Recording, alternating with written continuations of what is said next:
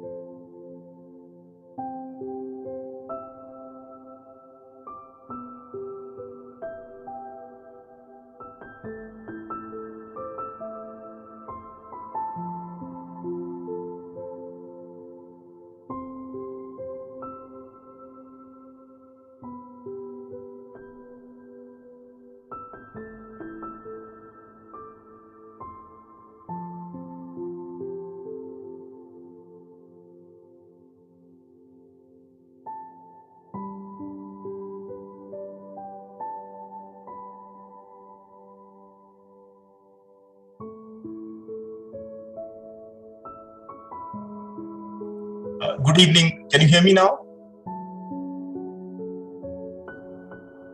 Loud and clear, sir. Thank you. Thank you so much. We'll await another 5 minutes. The participants are joining one by one, so we'll just give them the time to join. Another 5 minutes, and we'll start our session right in time. Thank you so much. Thank you, Mr. Gupta.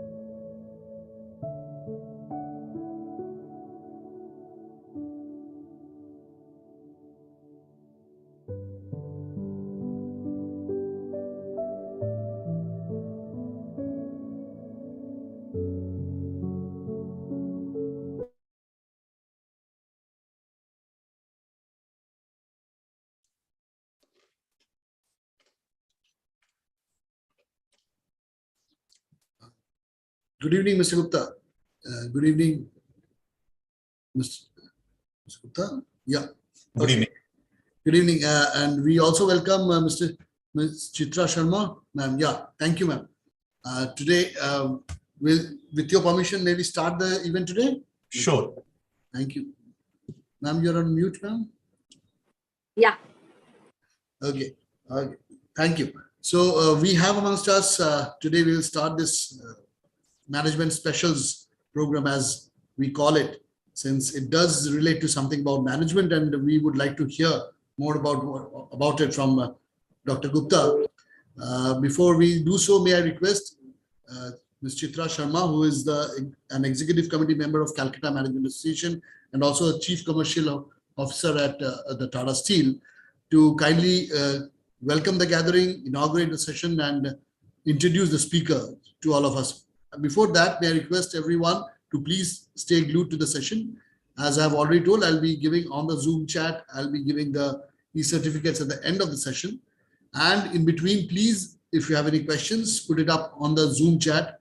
Do not raise hands. Please put it up on the chat and we'll disclose the questions, if any, at the end of the session. Thanks a lot, ma'am. It's all up to you. Thank you. Thank you, Anirban. Good evening to all of you. It's indeed a pleasure to meet on behalf of Calcutta Management Association. I wanted to welcome and thank Dr. Vipin Gupta for taking time out to take this session of Management Special. And also a welcome to all the participants who are joined today. I'm sure the session will be very, very useful to each one of you. I have been associated in corporate world for the last 27 years, and I do appreciate and understand such sessions are very, very important to take the next step forward. Before I go on to introduce Dr. Gupta, I would like to make a safety pause. COVID is still not gone, and my request to all of you is to take care of all the COVID protocols, keep masking, keep social distancing, and do take your precautionary dose, because that is the only way it will help all of us fight this pandemic. So next, before I go further, I would like to now take the pleasure to introduce Dr. Vipin Gupta. Dr. Vipin Gupta is a Ph.D. scholar from Wharton School, is a professor of management and co-director of the Center for Global Management at the Jack H. Brown College of Business and Public Administration of California State University. Professor Gupta has published 27 influential books, including 10 self-authored books in 2021 under the project Vastly Integrated Processes Inside Nature that integrate vast realms of ancient Indian wisdom and modern science. He is the co-editor of seminal Global Leadership and Organizational Behavior Effectiveness Program, book Culture, Leadership and Organizations, the Globe Study of 62 Societies. Dr. Gupta has co-authored more than 250 journal articles and book chapters in leading journals such as Journal of Business Venturing, Family Business Review, Research in Organizational Behavior, Asia Pacific Journal of Management, Multinational Business Review, Journal of World Business, Advances in Global Leadership and Management Review. Dr. Gupta has been an invited keynote speaker or conference speaker in nearly 70 nations, including Academy of Management, IFSM, EGOS, Society of Industrial Organization Psychologists, Global Entrepreneurship Conference, and Family Enterprise Research Conference. He has been on the governing board and organizing committee of several international conferences. Dr. Gupta has been a recipient of coveted 2005 Scott Myers Award for Applied Research in the Workplace from Society for Industrial Organization Psychologists, USA. He has been a Government of India's Global Initiative of Academic Networks visiting professor at Central University of Rajasthan, a Japan Foundation Fellow for highly prestigious Best Dissertation Proposal on Japan Award, a research scholar at the University of Tokyo, a finalist in the worldwide United Nations competition on the cultural origins of variations in development, and a Government of India National Talent Search scholar. Indeed, a big thing to share, Dr. Gupta. I'm as excited as the participants to hear you. Thank you. Thank you, Chitraji. So I'm going to share my PowerPoint. So the topic for today is how to drive change in organization. And we know that in order to learn the techniques, we all look at Mother Nature. And the whole science is about looking at nature and identifying natural laws, because nature is a very beautiful, perfect solution provider.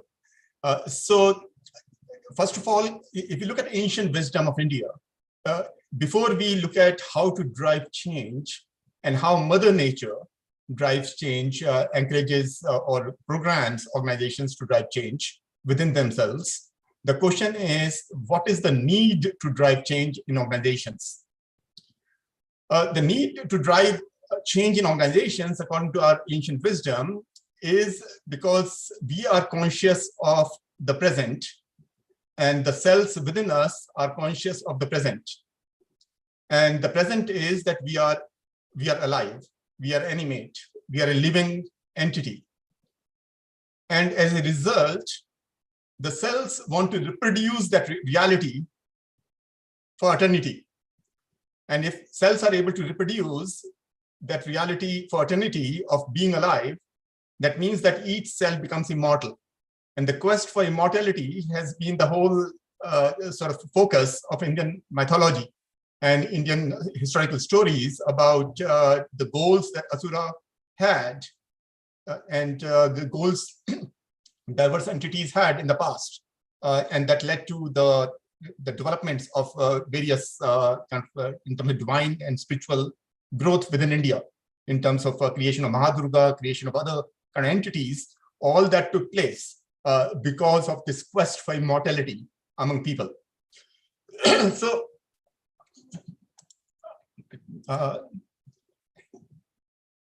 So in Advaita, there's a philosophy called Brahma Satya Jagan Mithya.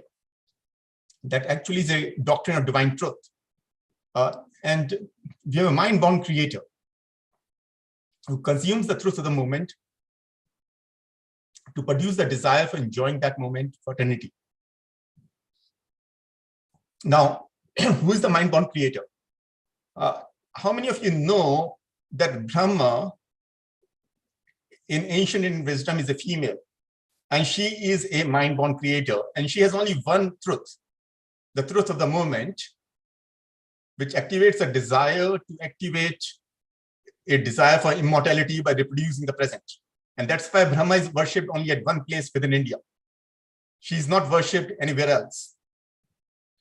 And so she is the mind-bound creator. She's not the creator, as many have interpreted, but she is the mind-bound creator. She is born in the mind of an animate entity, an entity who's alive and conscious of the present. So the organization fulfills the goal of reproducing the past to profit from its known reality that's alive. So when the organizer profits from the known reality in the present, everyone becomes organizable, seeking a pie of that profit in the future, so that everyone becomes like you. Now, what is the English translation of organizer? Actually, organizer in English means Prabhu, or Hindi means Prabhu. Organizer is English word, so Prabhu is the Hindi translation of organizer. In Chinese, organizer is yang, and organizable is yin. So everybody becomes yin when you are the yang, and they want pie of that profit. So when you share profit among everyone, how much is the value of that pie? As we know, in perfect competition, if you share a particular value among infinite people, the value of that pie is 0. So everybody gets 0. Because you share, if there's a known reality and everybody copies that known reality, that becomes common knowledge. And therefore the value, the profit from that reality is 0. And so when everyone reproduces your known reality, of course they profit. So what happens? You change. Okay, so you are a live entity, a cell is a live entity, and Mother Nature says you are going to die. You die, and then what you happen? You reproduce your reality to transform atoms into cells. So you make each of the atoms a cell while you transform yourself back into atom, because you had a belief that a cell, as a cell, I am a superior, atom is inferior. Mother Nature says that your belief is founded in inappropriate truth. That truth is not right. So I'm going to change you. I'm going to change you back to atom. And then I'm going to change you back because your reality is being reproduced by the atom, which has become cell. And cell is now, again, that new cells are also believing, like you, that they are superior. And so eventually everyone is making zero profit. Everyone is becoming inanimate. And so Mother Nature says eventually there will be entropy. And everybody will realize that it's actually inanimate, which is giving birth to animate. So how can animate be superior to inanimate? If atoms gave birth to cells, as science says, and as all of us know, happened in the past when there were no creatures, there was creation. And if creature believes that creature is superior to creation, then creation makes sure that the creature realizes that it's also a creation of the creation. Okay, so that's how Mother Nature inculcates that that need for change and drives change within organizations. And each one of us is an organization, and it drives change within organization. So in the universe, there are actually two truths. There are two satya. One is doctrine of immanence, which is the Eastern truth in Mother Nature. Eastern truth says potential of everything is within us. So in India, we talk about that we were looking for Shiv, we are looking for Shri Krishna, we were looking for this, we had a problem, we were looking for solution.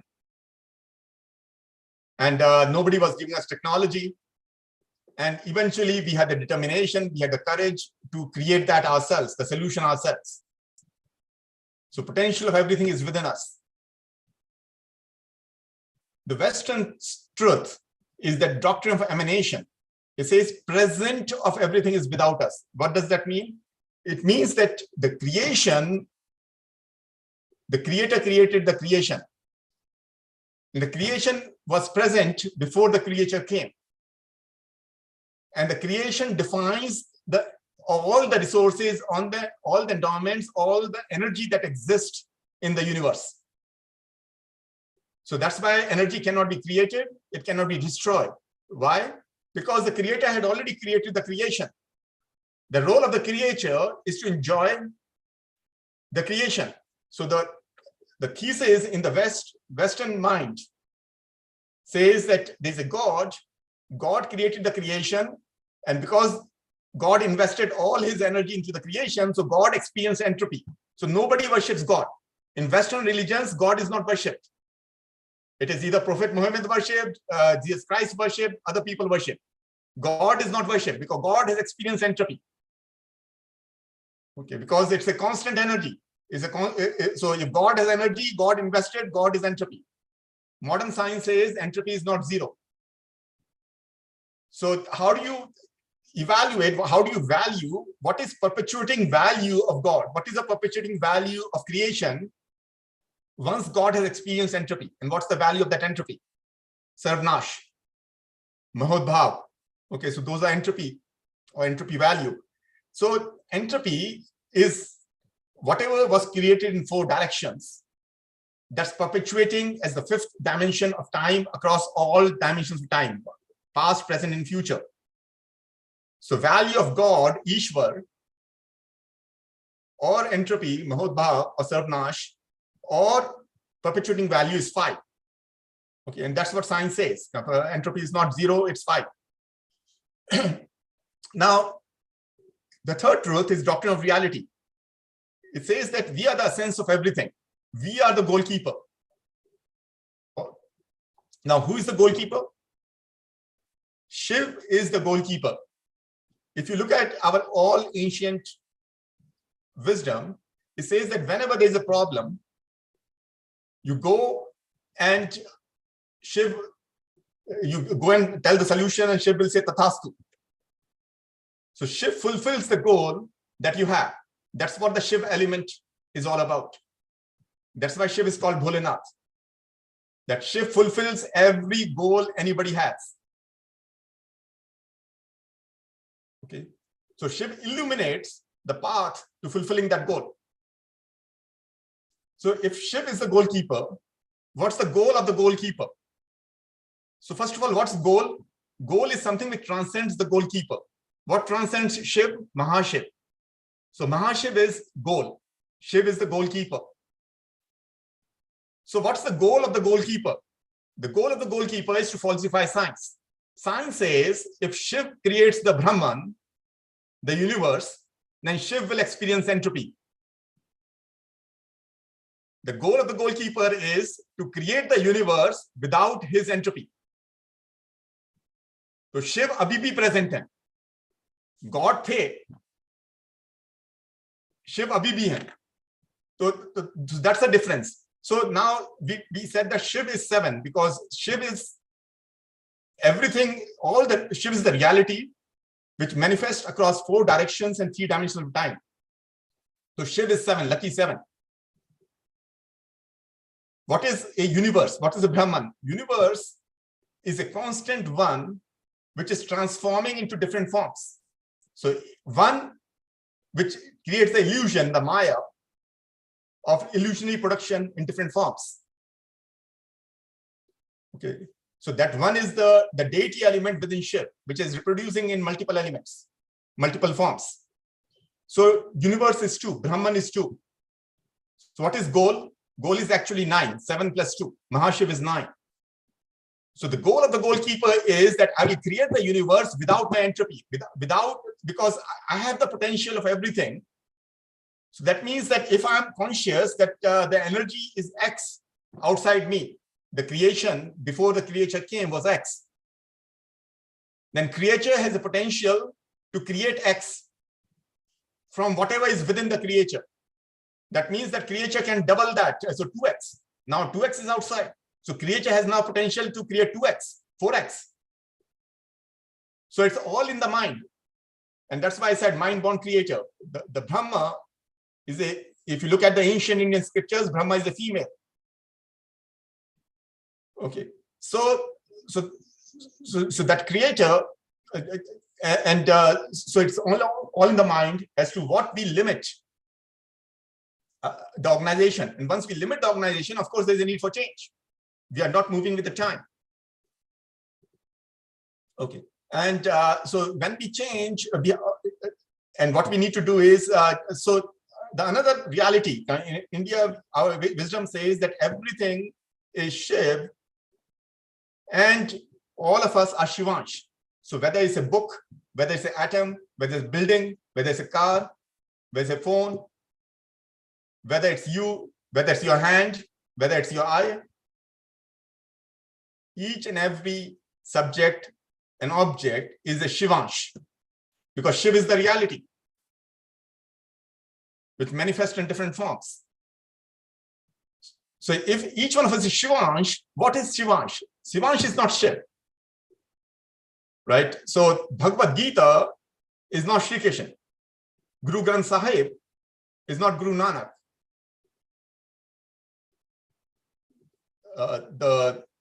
So Quran is not Prophet Muhammad. But we worship that as divine. We worship Bhagavad Gita. We worship Quran. We worship Guru Granth Sahib. Okay. So each one of these is a potential, has a potential. So Bhagavad Gita is potential Krishna. So similarly, each one of us is a potential Shiv. because Shivansh has the potential to be Shiv. Everywhere there is a Shiv. So that potential exists within each Shivansh. If we activate that potential, in that case, we become perfect Shiv. What is perfect Shiv? Purna Shiv. So Purna Shiv is Shiv plus Mahashiv, 7 plus 9, 16. So if you look at 16 Kalai of Mahadurga, if you look at Mahadurga, what is Mahadurga? Indian stories tell us that Mahadurga was created through convergent energy. Every deity, every divine entity put their energies together, put their consciousness, whatever they were conscious together. And integration of that, the whole of that was Mahadurga. So Mahadurga is the Purna Shiv, Sati Parvati. We know that Shiv came from Sati Parvati, the integrated element. So Sati Parvati is also 16. We also know Shri Krishna has said that everything is me. He says that whosoever is killing is also me, whosoever is dying is also me. It's all illusion who thinks that they are killing or they are dying. Because everything is me. I am the Shiv. I am the Mahashiv. So Shri Krishna's complete form, Madhusudan or Purna Krishna, that's also 16. Okay. So each one of us has a potential to be that. Mother Nature does not discriminate among her children and the potential she gives to her children. It's for us to activate that potential. Okay. So I will give another example in connection with this in terms of the driving change within organization. So it is commonly known that India was a Vishwa Guru in the past. People from around the world used to come to India. The question is why India lost that status. So when anybody goes to another country for a short period, 1 year, 2 years, 5 years, 10 years, after they return, they have to solve the problems on their own. If you have to solve the problem on their own, what that means, you have to research whatever you have been taught. You have to research and develop. Now, if the Guru is within your country, we say, Guru, in front of you, we are zero. Hum shunya hai. Aapki knowledge to mahan hai. Aap Prabhu hai. Okay, because that Guru is has a lot of powers, divine powers. So Guru is Prabhu, organizer of the reality. The Guru says, please learn this wisdom. So Guru is a reproductive element. Guru Shishya Parampara is about Guru making Shishya conscious of his or her reality of a Guru. So that Shishya can be the Guru, and then the next Shishya can be the Guru. But if the Shishya believes that Guru is transcendental, is beyond the capability of Shishya, in that case, what happens? If the Guru leaves the body, Guru leaves this world, then Shishya has never done research and development. वो कहता है जब समस्या होगी समाधान के लिए हम आपके पास आ जाएंगे, अब गुरु है ही नहीं, तो अब क्या करेंगे? जिसने रिसर्च एंड डेवलप किया उसकी है ना मान लेंगे. So we have now become dependent on Western know-how, which came from the Eastern know-how, from Indian know-how, and we are willing to now pay huge amounts. So as a result, the meanings of all our wisdom that has become polluted and contaminated, and understanding of that has also become polluted and contaminated. So, for instance, it is commonly believed that the world is made of these 5 elements. Okay, so this so the 5 elements, the fire, water, air, earth, and ether. My first question is, what's the meaning of ether? In Hindi, we translate that Akash. There are many other translations. Akash is the most common translation. The question is, what's the meaning of Akash? The second question is, can anybody explain or has anybody explained in any of the scriptures, how can everything be created with 5 elements? Okay, give the scientific basis. So actually, the ether or Akash means reproduction, prajanan. It's a reproduction of those 4 elements in different forms.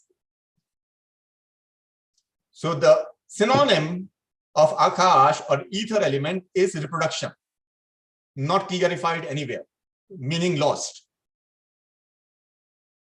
Another synonym of Akash or ether is pure, Shuddh. Now you might ask that how can reproduction and pure be same? How can Shuddh and Prajanan be same? So if you look at reproduction, Indian wisdom, you reproduce a child. A child is born at a particular moment, a precise moment, a fraction of the second. If the child is born a few seconds before, a few seconds later, the child's kundli changes. So the precise moment defines the character of the child. Mother's nature law is that at each moment, a fraction of the moment, 1 divided by 1 to 10 power 1024 second, a very small fraction of the second. Only one entity is reproduced in the entire universe. That's the mother nature way of doing namankan. Okay, the gunj, us reproduction ki gunj guj rahi hai. Mother nature's way of announcing arrival of a new child, whether it's an atom or whether it's a cell, or a multicellular organization or multi-atomic organization. That's a mother nature way of announcing her child. So at that moment, that convergent energy, what's convergent energy? In convergent energy, in Sanskrit, we call it Samvat Shakti. That's convergent energy. A synonym of Samvat Shakti is Durga, not Mahadurga. Okay, so Durga is also that convergent energy element. Okay, so she's not the whole element. Whole element is is Mahadurga. The Durga is the convergent energy. And then that convergent energy becomes the god of that moment.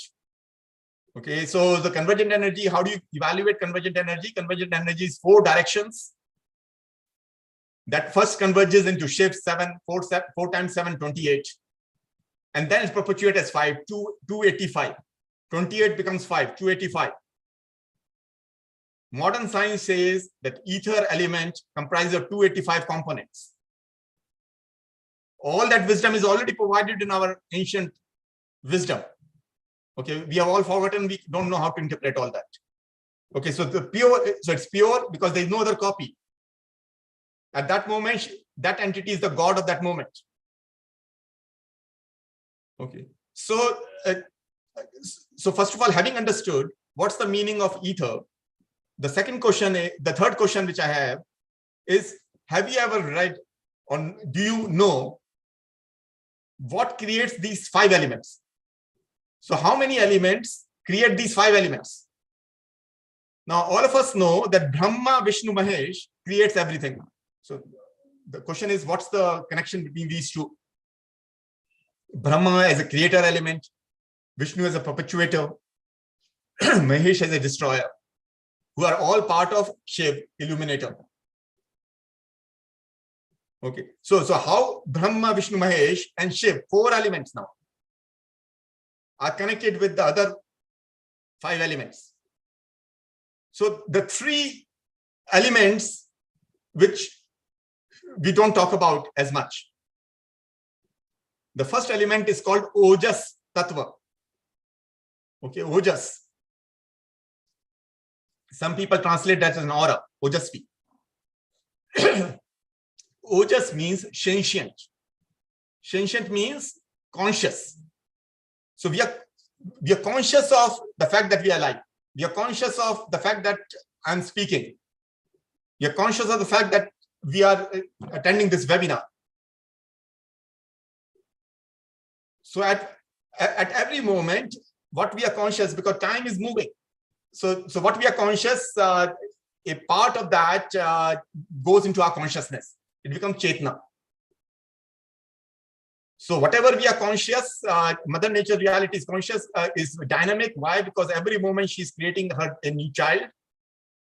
So therefore, we are conscious of, we have potential to be conscious of a new reality of Mother Nature, a dynamic, evolving, transforming reality.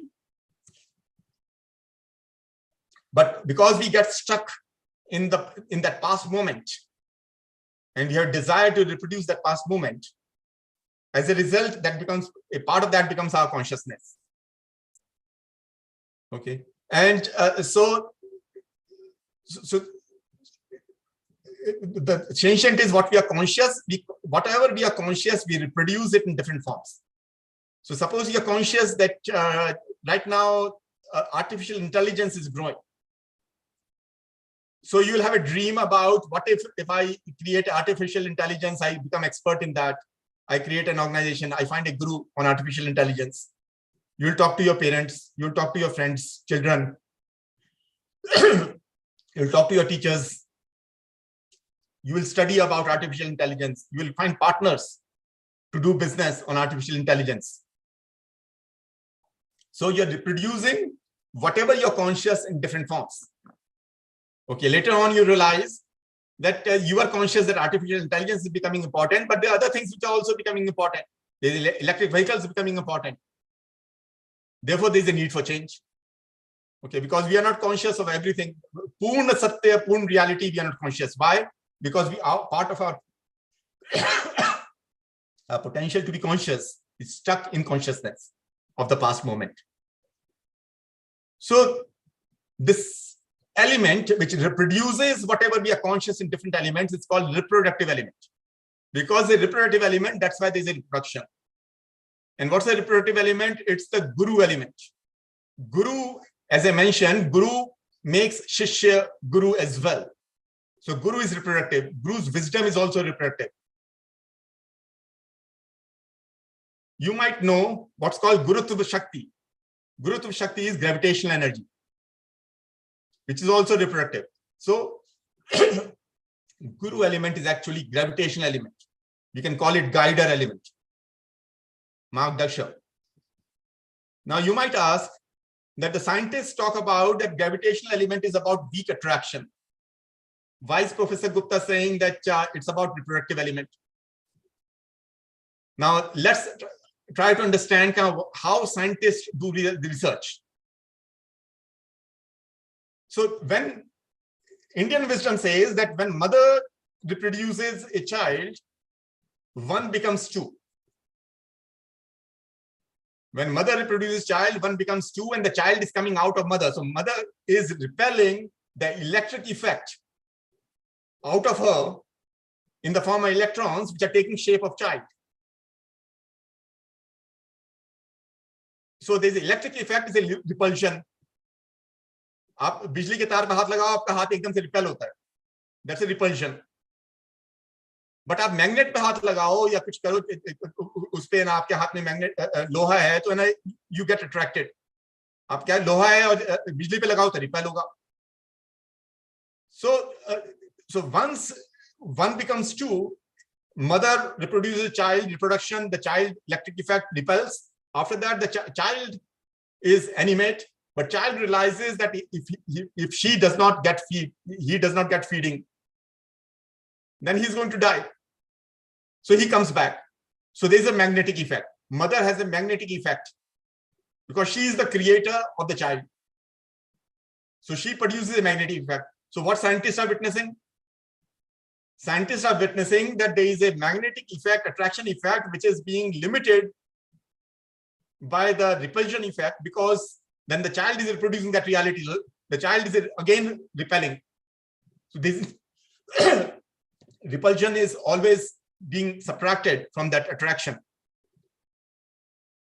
So as a result, scientists believe that that gravitational element is about attraction. Now, scientists have made Western science, based on Western science, Western scientists have made us conscious that Guru Tattva is about weak attraction energy. Because we have become conscious, now we are reproducing that reality. We are telling our children that we believe that that's true. So whatever we become, whatever anybody makes us conscious, they pollute our consciousness. We let it be polluted and we reproduce that. Einstein says E equal to mc square. Okay, so now Western people, because they want to say that Western people are superior to Eastern people, they say, well, nobody can be as brilliant than Einstein. Einstein is the most brilliant person. This is the perfect equation. Let's try to understand. E equal to mc square means that whatever in the mass that's being repelled at the speed of light, and then it's being attracted at the speed of light. That's why C square. If everything in the mass is being repelled at the speed of light and attracted at the speed of light, what's left in the mass? Zero. That mass is called electromagnetic mass. Electromagnetic mass is zero. E can be mc square only if m is equal to 0. That means E is 0. Of course, if E equal to mc square, E is also equal to mc. E is also equal to mc m. E is also equal to c. E is also equal to x. Any child will tell you. Now somebody has made us conscious that E equal to mc square is perfect equation. Western, nobody can be like Einstein. We believe that Indians are 0. Indians discovered 0. Indians are 0. Only Einstein can have that brilliant mind. India has no brilliant mind. Therefore, India could never identify this equation of Mother Nature. Okay, because we have decided and we have forgotten and we don't know what our wisdom means. So we become slaves of whosoever comes and pollutes our consciousness. We say, okay, that's okay. You are saying that you are superior. We agree. Okay. So actually, that's the guider element. As you can see, that's the perpetuator. Is perpetuating the past reality. Shini is sentient. It's about conscious of the present and present reality. Now, what destroys a past element that you became conscious and you are producing? Mother Nature says that over time, she will reveal her infinite secrets, her infinite beauty. And she'll force us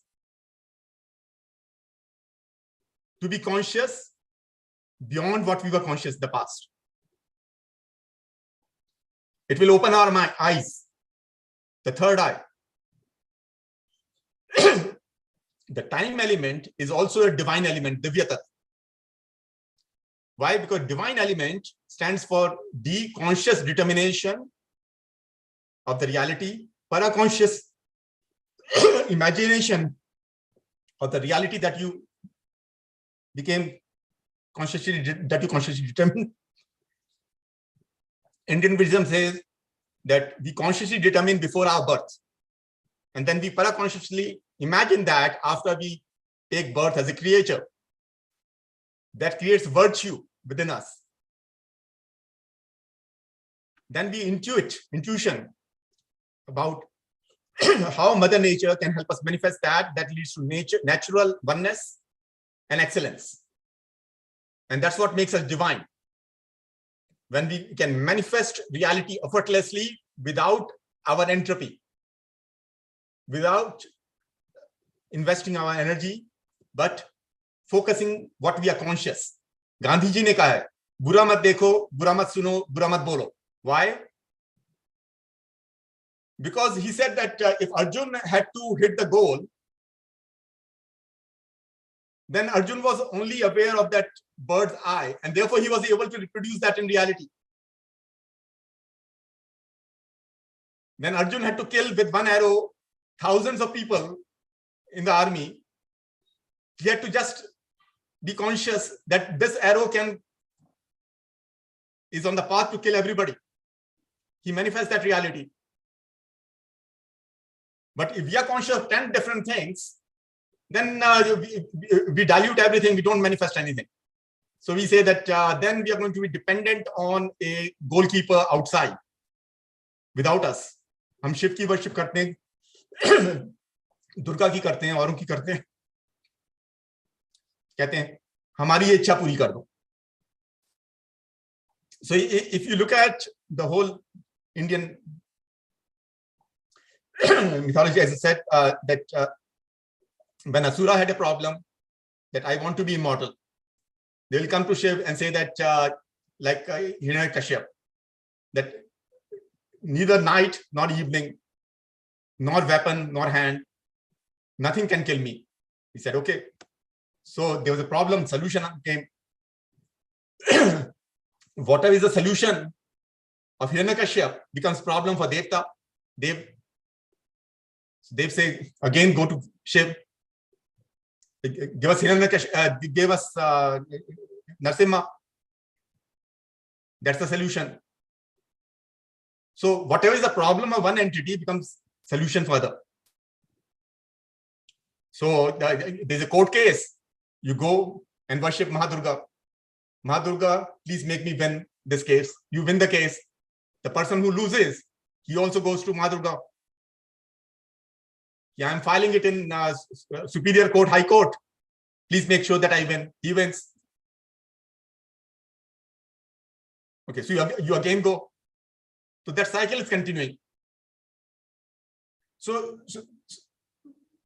those are three elements. The Shini stands for social, human, ecological, economic, national, and psychological. Those are the well-being values.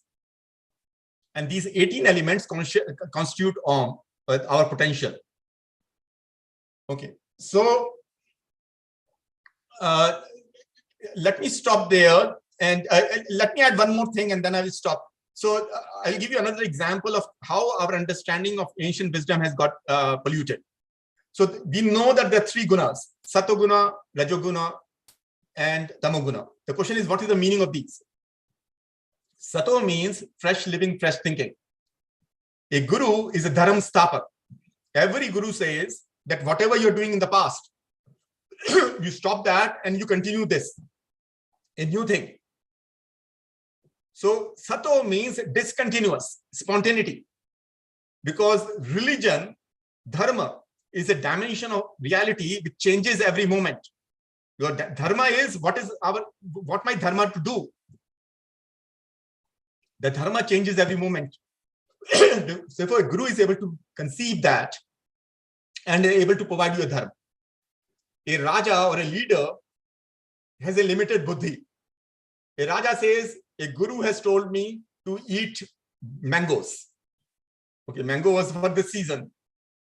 Now, guru has told me to eat mangoes, so let me invent a refrigerator so that I can eat mangoes 12 months a year. So that's what guru had told me. So Raj Dharma ho gaya ki mango khao. So Raja है ना कहता है कि जो भी आज तक जो भी guru ने कहा है, let's continue it. So Rajo means continuous. And Raja is able to do because of his wealth. And he has the wealth because the followers are following the Raja. They want to copy what Raja is saying. So the followers are Praja. So what is the Praja's nature? That Raja is saying that eat mangoes, but whatever mango exists, whatever we harvest, Raja puts everything in the refrigerator so that he can eat 12 months. We are left with no mangoes. Now we can't offend Raja, we can't offend Guru. So what do? We खाना ही तो है ना कुछ. सभी खा लेते हैं, जो चीज मिल रही है वो खा लेते हैं, कुछ परहेज करते ही नहीं है. So that becomes an infinite element. So सूर्य को नमस्कार करना है, गुरु ने कहा ये धर्म है. Okay, पहले वाले गुरु ने कहा था चंद्रमा को नमस्कार करना है. Okay, at that moment that was appropriate because that was the right appropriate moment to worship Surya. राजा कहता है ना हमारा राजधर्म में हम सूर्य को ही नमस्कार करेंगे, मैं सूर्य कुल कहूंगा. प्रजा कहती है कि भैया ने पहले ने चंद्रमा बोला था, अब ये सूर्य बोल रहे हैं, हमको गुरु को भी नमस्कार करना पड़ेगा. करना ही पड़ेगा, राजा को भी करना पड़ेगा, नहीं तो कैसे काम बढ़ेगा. तो हम राजा को भी कर लेते हैं, गुरु को भी कर लेते हैं, चंद्रमा को भी कर लेते हैं, सूर्य को भी कर लेते हैं, सभी को कर लेते हैं, आपस में एक दूसरे को भी कर लेते हैं. नमस्कार करके ही तो मिलना है ना. तो इन्फिनाइट एलिमेंट हो जाता है. So we have forgotten what our wisdom really means, and therefore, while it is possible to manage what we are conscious, it is not possible to manage fire, water, earth, Those are unmanageable elements. Guru is also unmanageable elements that just reproduces whatever we are conscious. So whatever is the core elements, we have lost understanding of that, and therefore there's a need to get that understanding for us to enjoy the organization that we are, instead of needing change within our organization. Thank you.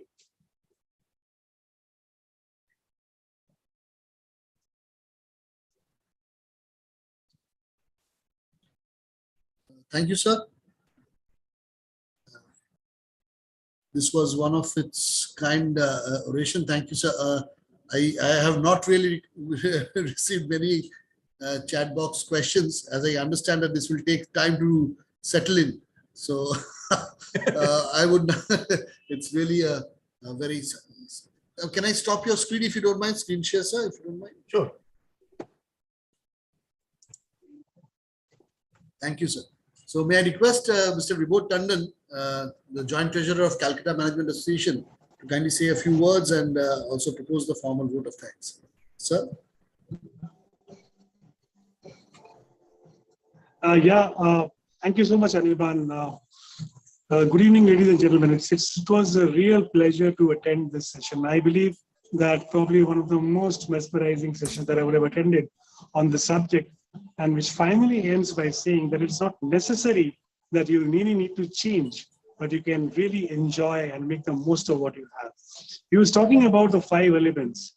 I think it was wonderfully explained, and all the 5 elements that are within us, within every organization, within this universe, can actually and have actual impact on everything that we do, were wonderfully explained by Sir.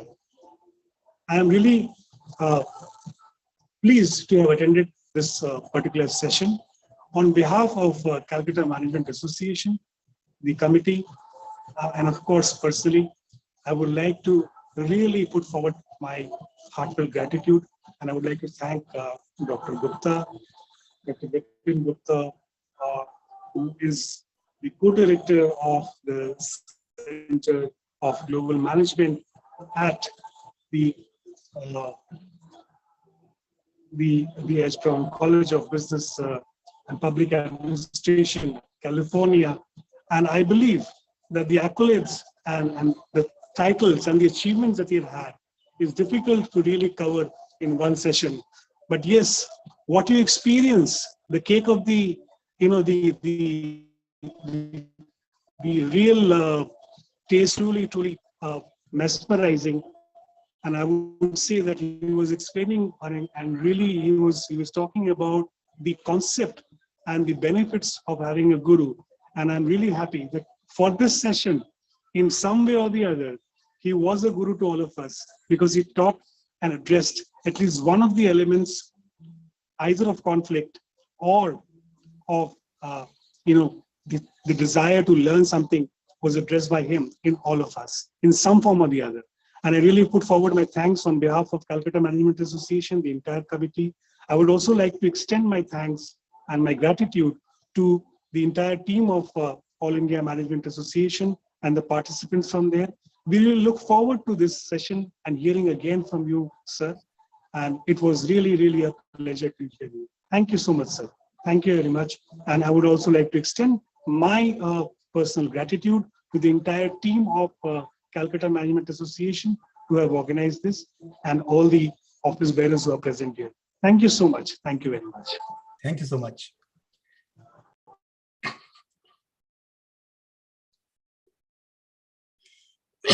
I just want to mention that 12 of my books on this subject I have published over the last 18 months, and they are available now on Amazon and other places, Flipkart, for very low cost, and they're being translated in Telugu, Tamil, Marathi, Spanish, and Hindi.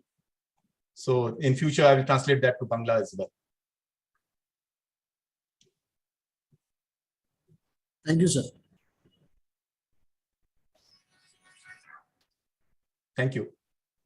Thanks a lot. Have a good day. Everyone, please check your the Zoom chat box. We have given the e-certificate links there. So thanks a lot. Thank you so much. Have a good day, sir. Thank you.